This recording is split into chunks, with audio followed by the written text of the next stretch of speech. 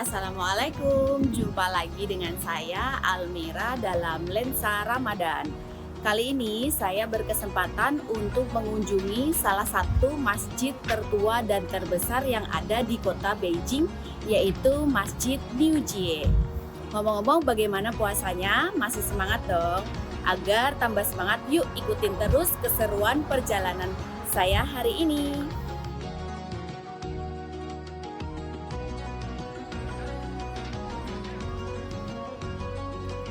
Jalan Niujie artinya jalan sapi. Mengapa dinamakan jalan sapi? Karena zaman dahulu banyak etnis suku Hui yang datang dan tinggal di daerah ini. Kemudian mereka terkenal dengan kepandaian dalam mengolah daging sapi. Itu kenapa namanya dinamakan jalan Niujie.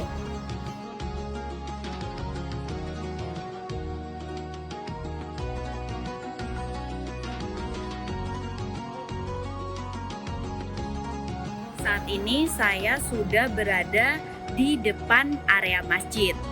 Awalnya masjid ini bernama Li Baoshi yang diberikan oleh Kaisar Cheng Hua pada tahun 1474. Kemudian karena berada di dalam jalan Niujie, maka nama pun berganti menjadi Masjid Niujie.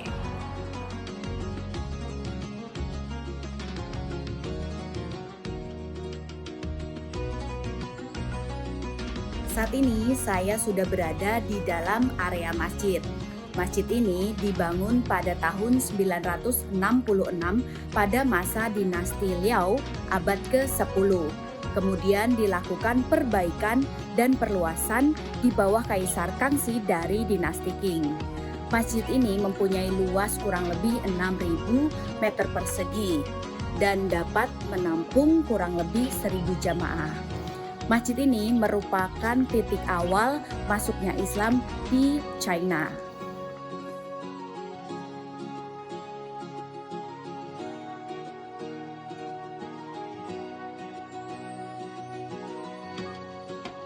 Di dalam area masjid terdapat menara pengamat bulan yang berarsitek heksagonal dan mempunyai 2 lantai.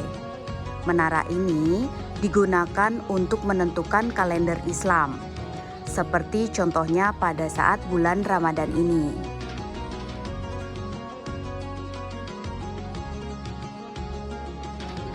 Ini merupakan area utama dari masjid dan diperuntukkan untuk beribadah sholat bagi kaum laki-laki. Memiliki luas kurang lebih 600 meter persegi dengan dapat menampung kapasitas 1.000 jamaah. Untuk area sholat bagi perempuan terpisah dengan area dari laki-laki, yaitu ada di sebelah ruang utama sholat laki-laki. Nah, di sini merupakan area sholat bagi perempuan.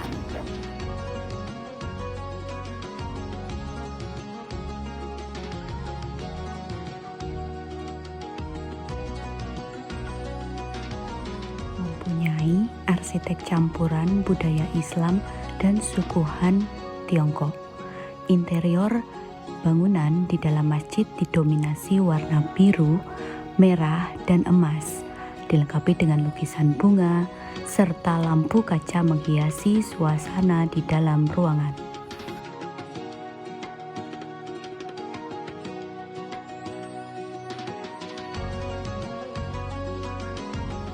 Sahabat, bagaimana perjalanan hari ini? Seru bukan? Jadinya tidak perlu pusing-pusing untuk ngabuburit di kota Beijing. Ada satu pantun nih untuk menutup jumpa kita hari ini. Binatang liar hidup di rimba, salah satunya hewan rusa. Bulan Ramadan telah tiba, selamat menunaikan ibadah puasa. Saya Almira dari Beijing, sampai jumpa. Wassalamualaikum warahmatullahi wabarakatuh. Ya, halo Halo, selamat pagi sahabat RTV, selamat pagi Tasya. Selamat pagi juga Oscar. Tadi sudah kita lihat ya liputan bagaimana suasana ibadah di bulan Ramadan di Beijing. Dan juga masjidnya sangat unik sekali ya, bener-bener rasa Beijing banget tuh Oscar. Selain itu ada juga informasi-informasi lain tentunya ini mengenai laporan dari arus mudik seperti apa nanti kita akan lihat ya. Seperti apa kira-kira update terbarunya? Langsung saja, ini dia Lensa Indonesia Pagi bersama saya Tasya Syarif. Dan saya Oscar Haris.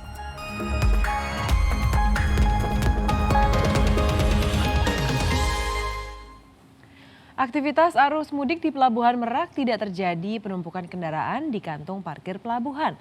Meski begitu sahabat RTV, kemacetan lalu lintas justru terjadi di pintu keluar tol menuju Cikuasa Atas yang menjadi zona penyangga menuju Pelabuhan Merak. Ya, selengkapnya kita ikuti laporan reporter Feliciau dan juru kamera Ian Muhammad dari Pelabuhan Merak, Banten. 2 hari jelang Lebaran terpantau kondisi di Pelabuhan Merak, Banten, tepatnya di dermaga eksekutif, terpantau ramai lancar, tidak terlihat adanya penumpukan kendaraan seperti pagi hari kemarin, sahabat, di kantung-kantung parkir yang sudah tersedia.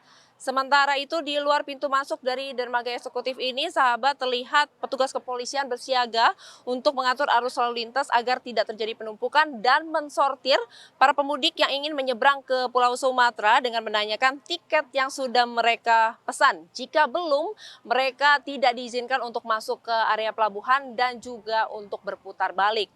Nah, jika di tempat saya melaporkan terlihat ramai lancar, berbeda dengan halnya pada saat perjalanan kami menuju ke Pelabuhan Merak, di mana dari tempat kami menginap, yaitu di Cikuasa Bawah, terjadi kemacetan akibat sistem buka tutup yang diterapkan oleh pihak kepolisian dan ASDP agar mengurangi penumpukan di area pelabuhan. Dan tak hanya itu, dari informasi yang kami dapatkan, kondisi di pintu keluar tol Merak, para pemudik juga masih mengantre keluar tol karena setelah keluar tol ini masih ada zona penyangga yaitu di Cikuasa Atas untuk menuju ke Pelabuhan Merak.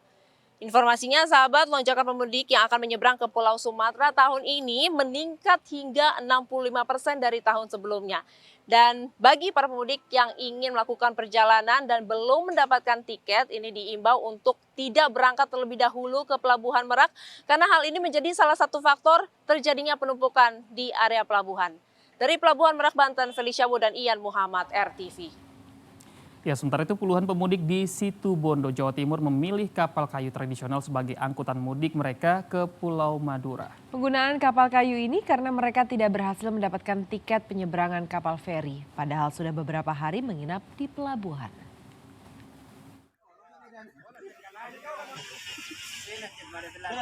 Beginilah cara pemudik yang ada di Pelabuhan Kalbut Situbondo, Jawa Timur untuk pulang ke kampung halaman mereka di Pulau Madura dan sekitarnya. Mereka harus menaiki perahu jukung terlebih dahulu sebelum naik ke kapal kayu yang lepas jangkar di perairan sekitar pelabuhan. Tak hanya baju maupun barang bawaan lain, sepeda motor pun ikut naik bersama pemiliknya ke atas kapal. Kapal kayu tradisional ini menjadi alternatif bagi pemudik karena mereka tak kunjung mendapatkan tiket kapal feri penyeberangan, baik secara online maupun mengantre di loket. Bahkan ada pemudik yang sudah menginap 3 hari di Pelabuhan Tanjung Jangkar, namun tetap tidak mendapatkan tiket. Kalau di Jangkar, ya, kalau di Jangkar agak susah sedikit. Soalnya adanya online juga nggak setiap kali online, jadi online-nya kemungkinan buka tutup. Kadang dibuka, kadang ditutup. Jadi lebih enak di Kalbut, soalnya kita langsung dapat tiket langsung berangkat. Penggunaan kapal kayu tradisional sebagai sarana mudik harus disertai dengan pengawasan dan penggunaan alat keamanan yang ketat. Di antaranya adalah penggunaan pelampung pengaman. Mengingat kapal kayu tradisional sangat rentan kecelakaan di musim gelombang tinggi. Dari Situbondo, Jawa Timur, Galeh Mega, RTV. Kita ke jalur Pantura, Oscar dan juga sahabat RTV, ini hampir 100.000 pemudik motor dari arah Jakarta melintas di jalur arteri Cirebon, Jawa Barat sejak tadi malam. Ya, dan untuk mengetahui situasi terkini, kita ikuti laporan reporter Salsabila Al-Katiri bersama juru kamera Budi Utomo dari lokasi. Ya sahabat RTV, mendekati Lebaran, situasi arus lalu lintas di jalur Pantura, tempatnya di lampu merah Pemuda, ini terpantau ramai lancar. kendaraan yang terus melaju ini ke arah Jawa Tengah seperti misalnya Tegal, Brebes, kemudian hingga ke arah Jawa Timur. Umumnya kendaraan yang melintasi area jalur Pantura ini didominasi oleh pengendara sepeda motor, kemudian kendaraan pribadi seperti misalnya mobil pemudik, hingga bus antar kota antar provinsi yang memilih tidak masuk tol. Dan berdasarkan data dari Dinas Perhubungan Kota Cirebon hingga Minggu 7 April tercatat pengendara motor yang melintasi jalur Pantura ini di angka 99.153. Sedangkan untuk pengendara roda 4 ini di angka 7.343. Angka ini cenderung mengalami peningkatan sejak hari Sabtu 6 April yang diprediksi menjadi permulaan puncak arus mudik. Tidak heran memang sahabat RTV mengingat jalur Pantura ini sebagai lintasan penghubung dari arah Jawa Tengah menuju ke arah Jawa Timur. Dan sementara itu sahabat RTV di jalur sebaliknya tepat saya berdiri saat ini adalah pengendara yang datang dari arah Jawa Tengah menuju ke arah Jakarta. Nah, ini kondisinya lebih ramai sahabat RTV dikarenakan imbas pemberlakuan sistem one way dan juga kontraflow di jalan tol. Nah, umumnya sahabat RTV pengendara yang melintasi jalur Pantura ini mereka memilih untuk berangkat mudik pada pagi hari, yaitu setelah waktu sahur atau sekitar pukul 4 pagi. Hal ini karena menghindari cuaca terik pada saat siang hari. Dari Cirebon, Jawa Barat, Salsabila Alkatiri dan Budi Utomo, RTV. 2 hari jelang Lebaran, jumlah pemudik yang berangkat dari Terminal Kampung Rambutan Jakarta meningkat 300% dibanding hari biasanya. Diperkirakan jumlah ini akan terus meningkat hingga Selasa besok. Sedangkan dari Brebes, Jawa Tengah, arus lalu lintas dipadati oleh pemudik yang mengendarai kendaraan roda 4 dan juga roda 2. Jumlah pemudik yang berangkat ke kampung halaman melalui Terminal Bus Kampung Rambutan Jakarta terus meningkat. Hingga Minggu malam sudah lebih dari 1.300 pemudik yang diberangkatkan dari terminal ini ke berbagai kota di Jawa Barat, Jawa Tengah hingga Pulau Sumatera. Jumlah ini diperkirakan akan terus bertambah. Pihak terminal memprediksi puncak arus mudik Lebaran 2024 akan terjadi pada Selasa besok.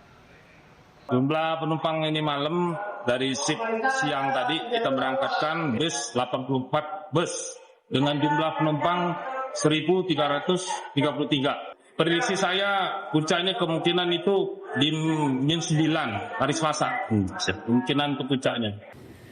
Sementara itu, antrean kendaraan mengular di beberapa titik di jalur Pantura Brebes hingga Kota Tegal, Jawa Tengah pada Minggu petang. Salah satu titik kemacetan ada di pertigaan berpalang pintu kereta api di Desa Pebatan, Brebes. Antrean kendaraan ini didominasi oleh kendaraan roda 2, kendaraan roda 4, dan mobil truk logistik. Meskipun beresiko tinggi, ada pemudik bermotor yang berkendara berbonceng 3 bersama anak dan istrinya. Ini bawa anak juga, Pak? Ya, anak istri. Umur berapa anaknya, Pak? Umur 9. Ini udah biasa mudik karena ini, Pak? Baru pertama. Ini nggak khawatir anaknya ini, Pak? Enggak, yang penting istirahatnya cukup aja. Gerbang masuk Kota Tegal menjadi tempat beristirahat bagi para pemudik motor di jalur Pantura.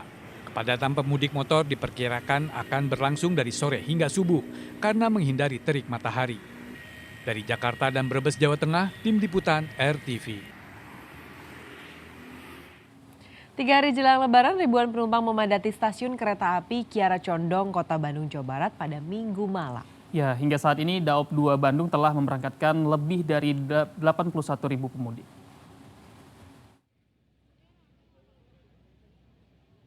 Ribuan penumpang memadati stasiun kereta api Kiara Condong, Kota Bandung, Jawa Barat pada Minggu malam.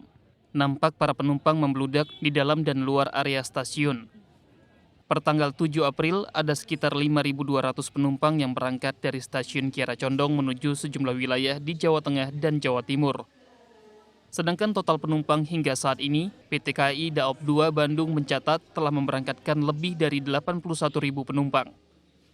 Sejumlah penumpang memilih mudik hari ini karena sulit mendapatkan tiket. Mereka akhirnya bisa berangkat setelah mendapatkan tiket tambahan yang disediakan PT KAI Daop 2 Bandung. Karena biar nggak terlalu jauh sama hari lebarannya. Kemarin-kemarin sulit nggak dapetin tiket kereta? Sulit, ini juga dapat tambahan tiket. Jadi waktu pertama pembukaan saya nggak dapatnya tambahan kereta.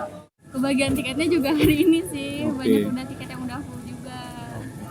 Agak kesulitan nggak dapetin tiket mudik lebaran ini? Iya, pas ngeluarnya karena aku kan dari online ininya, jadi luarnya online. Jadi kita tengah malam masih cari-cari tiket, semuanya kan udah pada habis terus.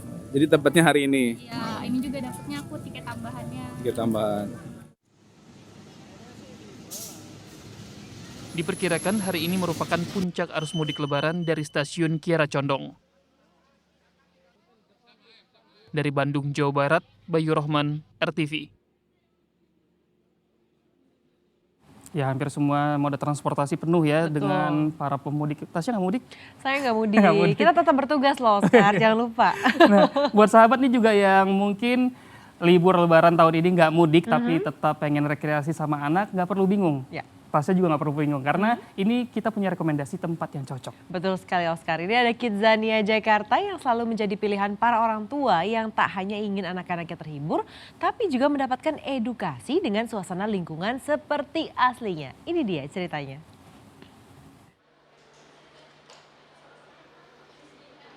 Nggak perlu jauh keluar kota.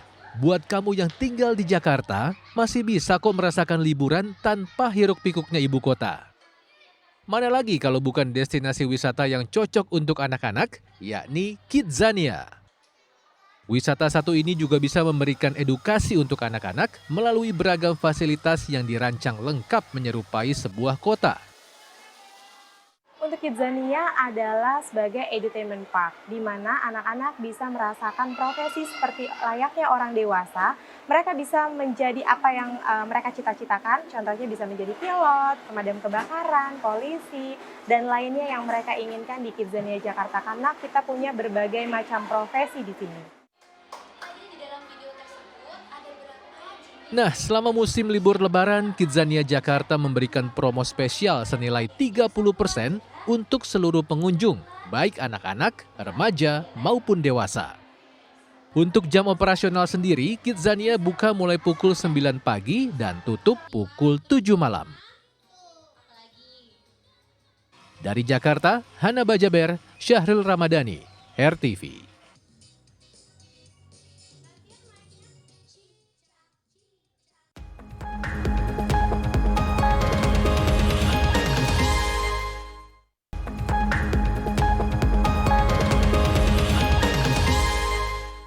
Ya sahabat, demikian Lensa Indonesia pagi kali ini. Saya Oscar Haris. Dan juga saya Tasya Syarif. Selamat pagi dan sampai jumpa.